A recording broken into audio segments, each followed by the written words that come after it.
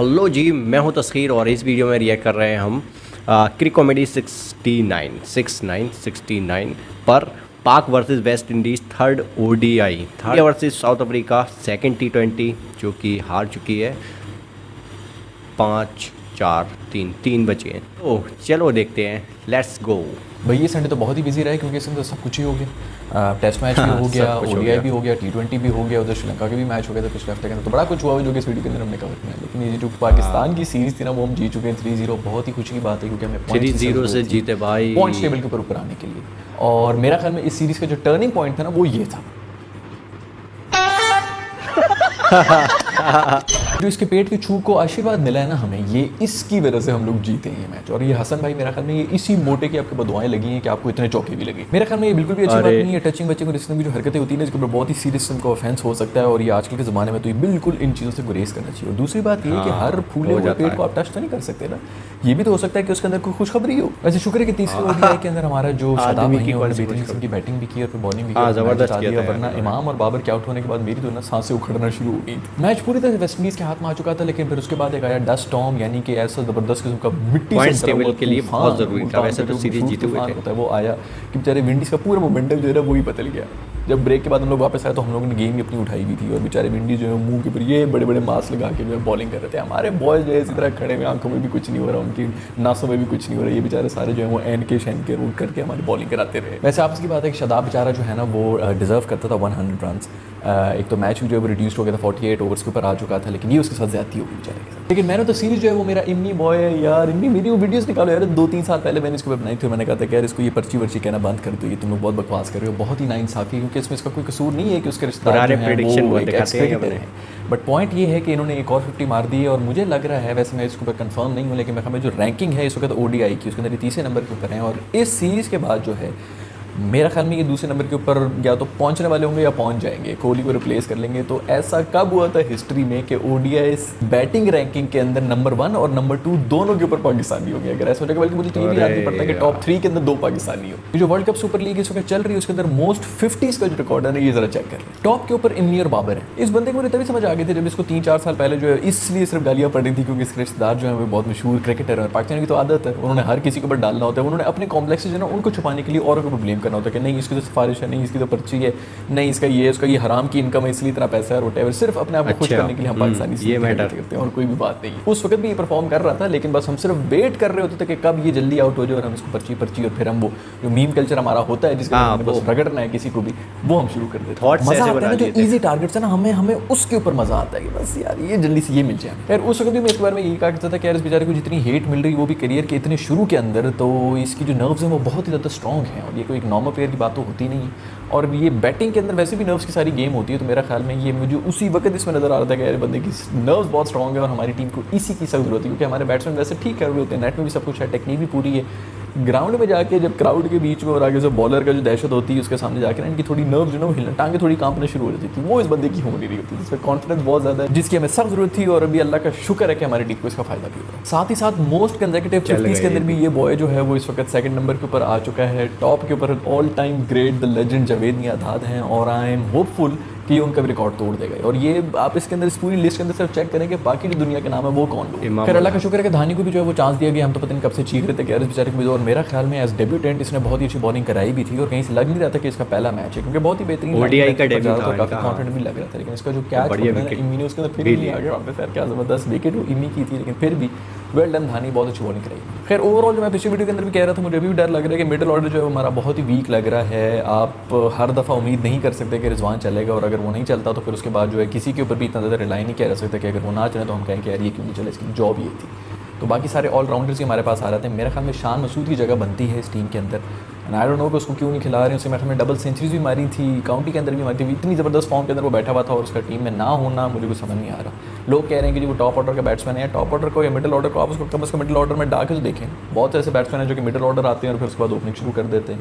रिजवान भी कभी जो है वो ओपनर तो आया नहीं था, अब वो T20 का हमारा बेस्ट ओपनर बना हुआ है। तो मेरा ख्याल में उसको चांस मिलना चाहिए और आई डोंट नो अगर इस फॉर्म में उसको चांस मिला तो फिर कब मिलेगा। सर दूसरी तरफ एक सीरीज़ हो रही है जो कि इंडिया और साउथ अफ्रीका की है और उसका दूसरा मैच भी हो गया जो कि इंडिया फिर से हार चुका है। और पिच जो है बहुत अजीब अजीब सी थी, बॉल जो है वो टखनों से ऊपर नहीं आ रही थी, बिल्कुल इतनी इतनी उठ रही थी, लेकिन फिर भी इंडिया ने 149 रन बना दिए थे। उसके अंदर भी कार्तिक ने एंड में आके 2 ओवर्स के अंदर 30 रन बना दिए थे और एक डिसेंट टोटल तो दे दिया था, जो कि मेरा ख्याल में कंपैरेटिव होना चाहिए था। अब अगर आप उसका स्कोर कार्ड देखें तो आपको लगेगा बिल्कुल भी कंपटीशन नहीं हुआ, लेकिन टू सम एक्सटेंट जो लोग क्रिकेट को समझते हैं उनको समझ आ रही थी कि यार इतना आसान भी नहीं था 149 करना, जो कि साउथ अफ्रीका ने कर तो लिया, लेकिन थोड़ी सी जो है ना वो ट्रिकी हो गई थी सिचुएशन, और पिच वाकई मुश्किल थी। वैसे मेरा पांडु जो दोस्त है इसको बहुत ही ज़्यादा पड़ी हैं कल भी, और इससे पहले भी जो पिछला ही मैच आया था उसके अंदर 1 ओवर ही कराया था, तो हमें भी 3 छक्के खा ली थी और इसको साइड पे कर लिया था। ये भी ताज़ा IPL जीत के आए हैं और बहुत ज़्यादा कॉन्फिडेंस में हैं, क्योंकि अपनी टीम के कप्तान भी थे, और इनका भी इस किस्म के कुछ बयान आ रहे हैं कि मैं इंडिया को भी कप्तानी करूँगी। मुझे नज़र आ रहा है कि इनके अंदर वो चीज़ है, वो फ्लेयर है जो कि ये करना चाह रहे हैं, लेकिन भाई थोड़ा सा ना थोड़ा धीरज रखिए। अभी कल परसों क्रिकेट इन्फो पे इसका एक और बयान भी आया था जिसके अंदर इस किस्म की वो बात कर रहे थे कि यार पता नहीं मैंने जो है पिछले 6 महीने कितनी मेहनत की है, मैं जो है वो रात को 9 बजे सो जाया करता था और सुबह 6 बजे या 4 बजे का उठा हुआ होता था,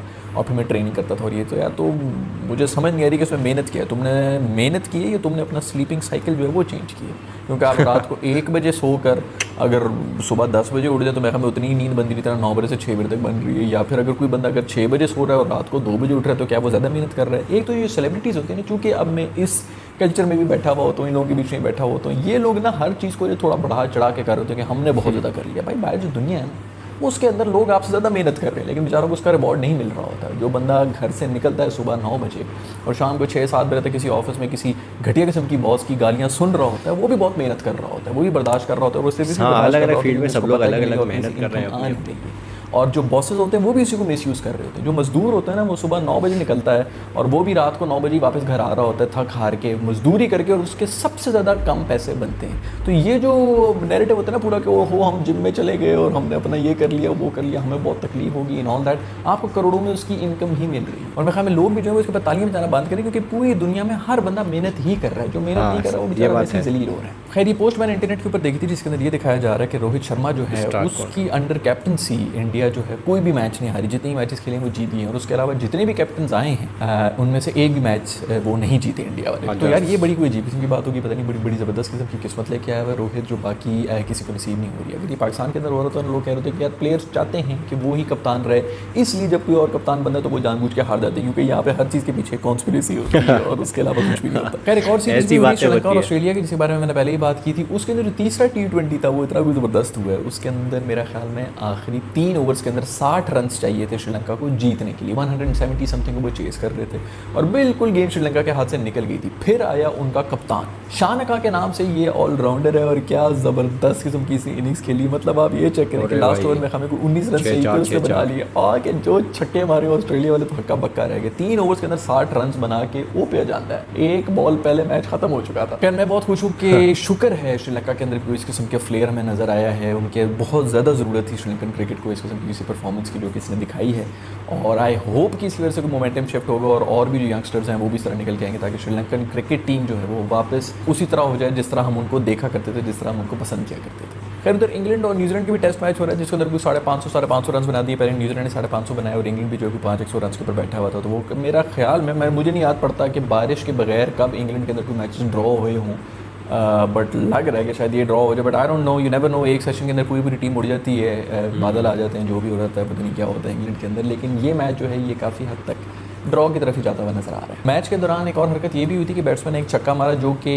एक मासूम खातून की शराब के अंदर गिर गया और उनकी पूरी शराब जो है वो आबशार की तरह ऊपर बहना शुरू हुई, पूरी की पूरी शराब ज़ाया हो गई। और उसके बाद ये हुआ कि जो कीवी टीम थी उन सब ने मिल के उन खातून के लिए एक ज़बरदस्त किस्म की शराब की बोतल ली और उनको दी कि आपकी गिलासी है ये आप पिए। वैसे बॉल जो शराब के अंदर डूब गई थी, अगर वही बॉल उन्होंने दोबारा यूज़ की थी क्रिकेट मैच के अंदर तो मुझे पूरी यकीन है कि वो बॉल कभी इधर झूम रही होगी कभी उधर झूम रही होगी, और जो बॉलर उसको पतली ज़बान रगड़ रगड़ के उसको चमका रहे होंगे उनके भी कोई इसकी हाथ। ये बहुत अच्छी बात है कि खातून ने जो अपनी हक हलाल की कमाई से शराब खरीदी थी वो ज़ाया नहीं हुई और कीवी टीम ने बहुत ही बेहतरीन किस्म का जेस्चर दिया और उनको जाकर शराब गिफ्ट कर दी। वैसे शुक्र है कि शराब भी ज़ाया हुई थी, अगर इन खातून के हाथ में 2 लीटर पेट्रोल होता ना और वो ज़ाया हो रहा था तो पूरा बोर्ड भी इनका अफोर्ड ना कर सकता। खैर मुझे उम्मीद है कि आज की वीडियो आपको जरूर पसंद आई होगी। कि पाकिस्तान जीत चुकी है तीसरा मैच भी और सीरीज़ तो जीती हुई थी, लेकिन सीरीज़ को इस तरीके से जीतना इसलिए ज़रूरी था क्योंकि वर्ल्ड कप के लिए पॉइंट्स टेबल में ऊपर आना था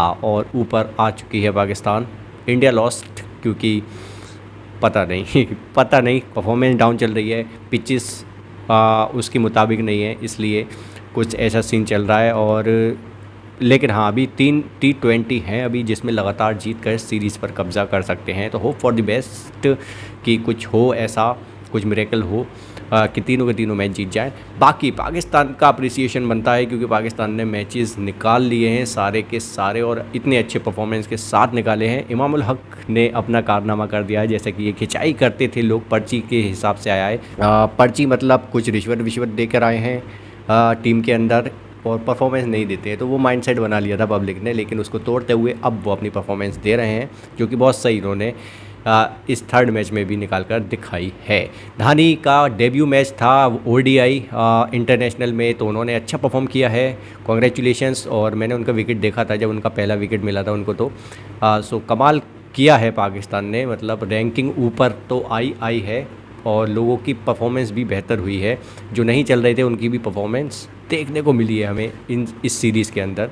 तो बढ़िया, कॉन्ग्रेचुलेशंस। बाकी फ़नी वाले मूवमेंट्स हमने लास्ट में देखे इसमें, ऐसा कि वो पेट पर मार कर हाथ चले जाता कि उसके अंदर कोई खुशखबरी भी हो सकती है, मतलब वो भी फ़नी वाला सीन, जो उसमें बॉटल, वो जो गिलास होता है अजीब सा, उसमें शराब पी रहे हैं। मतलब ग्राउंड में शराब पीना अलाउड है यार, अंग्रेज़ी होते हैं। हाँ, वो पहले शेन वॉर्न, अब तो वो दुनिया में नहीं है, लेकिन शेन वॉर्न को हमने बचपन में देखा था कि वो पब्लिक से शराब लेकर ग्राउंड पर पी लेते थे। कई बार उनके ऊपर केस चल चुका था इस चीज़ को लेकर, तो ये चीज़ें हमारे सामने आती रहती थी। सही वाला, मतलब शराब के लिए इतनी इज्जत दिखाते हुए उनको एक नया गिलास भी दे दिया गया। कमाल है भाई। सो कमेंट सेक्शन में बताइए कैसा लगा आपको ये वीडियो। पसंद आया तो लाइक करके शेयर करना, चैनल पर नए तो सब्सक्राइब करना। मिलते हैं फिर नेक्स्ट